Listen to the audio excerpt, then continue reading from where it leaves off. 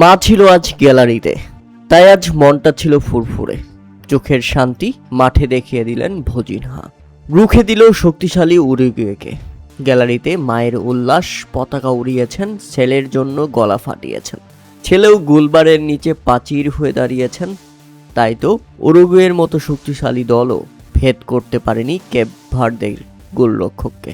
র্যাঙ্কিংয়ে 2 নম্বর position পরাশক্তি euro champion স্পেনের সঙ্গে প্রথম ম্যাচে ড্র করার পর এবার শক্তিশালী উরুগুয়ের বিপক্ষেও পিছিয়ে পড়ে দুর্দান্তভাবে ঘুরে দাঁড়ানো অবিশ্বাস্য কামব্যাক কেপ ভার্দের।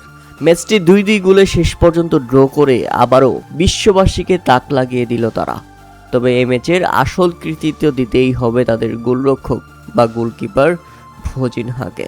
পুরো ম্যাচ জুড়ে গোলপোস্টের নিচে যেভাবে প্রাচীর হয়ে দাঁড়িয়েছিলেন, একের পর এক সেভ করলেন, তার প্রশংসা না করলেই নয়। গোলরক্ষক ভজিনহার এই অতিমানীয় পারফরমেন্স না থাকলে আজকের ম্যাচে গল্পটা ভিন্নও হতে পারত। টানা 2 ম্যাচে ড্র করার পর নকআউট পর্বের দৌড়ে নিজেদের শক্ত অবস্থান তৈরি করে ফেলেছে কেপ ভার্দে। এটাও কি অবিশ্বাস্য নয়?